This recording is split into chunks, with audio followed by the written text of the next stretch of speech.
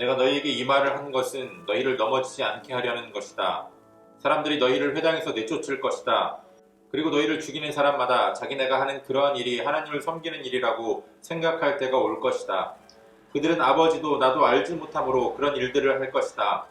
내가 너희에게 이 말을 하여두는 것은 그들이 그러한 일을 행하는 때가 올 때에 너희로 하여금 내가 너희에게 말한 사실을 다시 생각나게 하려는 것이다.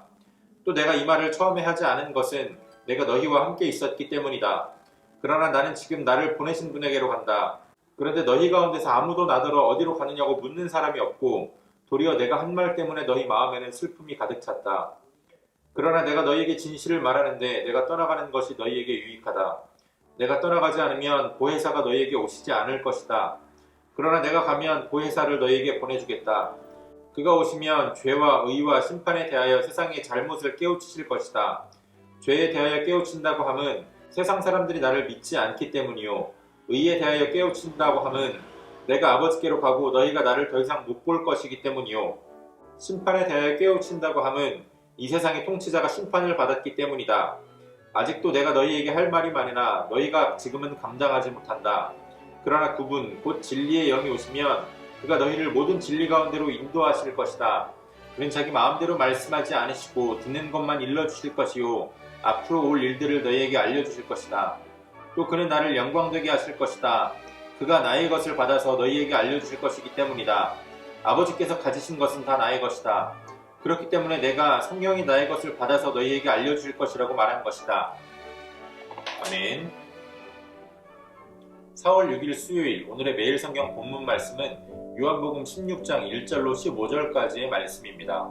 예수님은 오늘 본문을 통해서 어제 본문에서 제자들에게 주셨던 경고, 너희가 나를 믿고 나의 제자이기 때문에 세상으로부터 미움을 받고 박해를 당할 것이다 라고 주셨던 그 경고의 목적에 대해서 다시 한번 명확하게 말씀하시고 있습니다.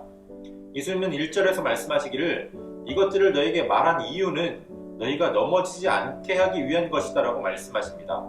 예수님께서 제자들에게 미리 경고하지 않으시면 제자들이 세상의 미움과 박해를 받을 때에 그들의 믿음이 흔들리고 또 신앙을 포기할 수도 있기 때문입니다. 왜냐하면 2절의 말씀과 같이 제자들을 둘러싼 유대인들이 제자들을 박해하고 죽이기까지 하면서 그들 스스로 생각하기를 그들이 하나님의 일을 하고 있다라고 생각할 것이기 때문입니다. 아무런 경고도 듣지 못하고 그저 근심하지 말고 두려워하지 말라는 말만 듣고 예수님께서 제자들을 떠나셨을 때, 예수님께서 십자가 달려 죽으셨을 때에 유대인들이 하나님의 이름을 들먹이며 제자들을 박해한다면 제자들이 얼마나 당황스럽겠습니까? 지금까지 예수님의 모든 말씀들이 진리라고 여기고 그렇게 믿고 또 예수님께서 그리스도시요 살아계신 하나님의 아들이라고 믿고 따랐는데, 그렇게 믿고 따르던 예수님은 십자가 달려 죽으시고 또 사람들이 하나님의 이름으로 제자들을 박해한다면 그들은 분명히 낙심하고 그들의 신앙은 흔들렸을 겁니다. 그래서 그런 일이 닥쳐왔을 때 예수님께서 말씀하셨던 그 고난과 박해가 바로 이것이구나, 예수님께서 말씀하신 대로구나 라는 것을 깨닫게 하기 위해서 오늘의 말씀을 주시고 있다는 겁니다. 처음에는 예수님께서 제자들과 함께 계셨기 때문에 말씀하지 않았지만 이제 예수님께서 십자가를 지시할 시간이 다가왔기 때문에 이제는 제자들에게 그 모든 것을 말씀해 주시고 있는 겁니다. 이미 여러 번 반복해서 말씀하셨음에도 불구하고 여전히 근심하고 두려워하는 제자들을 향해서 다시 한번 근심하지 말고 두려워하지 말아라 라고 말씀하시면서 내가 너희를 떠나는 것이 오히려 너희들에게 유익한 것이다 라고 말씀하십니다. 왜냐하면 예수님께서 떠나셔야 예수님께서 약속하신 보혜사 성령님이 그들에게 오실 수 있기 때문입니다. 그리고 그들에게 오신 그 성령님께서 죄에 대해서, 의에 대해서, 또 심판에 대해서 깨우쳐 주시리라고 말씀하십니다. 아직은 예수님의 말씀을 듣고도 깨닫지 못하는 그들을 성령님께서 깨닫게 해주시겠다라는 겁니다. 죄에 대한 것은 세상이 예수님을 믿지 않은 것, 그것이 그들의 죄라고 말씀하십니다. 어제 말씀하신 것처럼 예수님은 말로만 증거하신 것이 아니라 여러 가지 표적을 통해서 보여주셨음에도 불구하고 세상은 예수님을 믿지 않고 거부했습니다. 그것이 그들의 죄입니다. 또 그런가 하면 성령님께서 증거하실 의는 예수님을 죄인으로 규정하고 십자가에 못 박았던 이 세상의 의가 결코 참된 정의나 공의가 아니라는 것, 그리고 예수님께서 십자가 달려 죽으신 그 사건이 바로 하나님의 공의를 나타내는 사건이다 라는 것입니다. 또 심판에 대한 것은 예수님께서 죽으시고 또 그 죽음에 대해서 승리하셔서 부활하심으로써 죽음으로 이 땅을 다스리던, 죽음으로 사람들을 사로잡았던 사탄을 심판하시겠다라고 하시는 말씀입니다.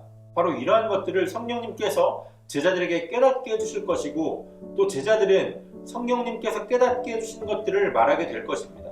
제자들과 초대교회 성도들이 정말 우리가 상상할 수 없는 고난과 박해, 스데반 집사님처럼 돌에 맞아 죽기도 하고 또 직업을 잃어버리고 생계의 위협을 받기까지 하는 그런 극심한 박해 속에서도 그들의 신앙이 흔들리지 않고 그들이 증인의 삶을 살아갈 수 있었던 그 원동력은 바로 그들이 예수님의 말씀을 듣고 예수님께서 행하신 표적들을 보고 또 성령님께서 그것을 깨닫게 해주셨기 때문이다라는 겁니다.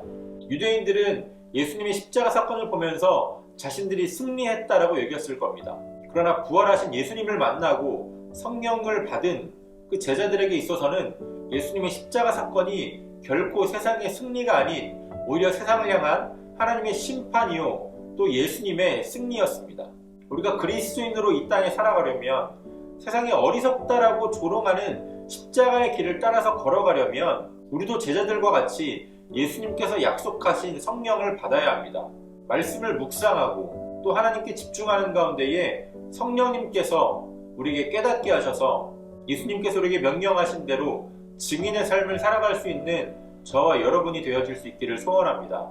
오늘도 우리에게 주신 본문 말씀을 몇 차례 더 읽으시면서 개인적인 묵상을 이어서 해주시고 또 각자의 기도로 오늘의 묵상을 마치도록 하겠습니다.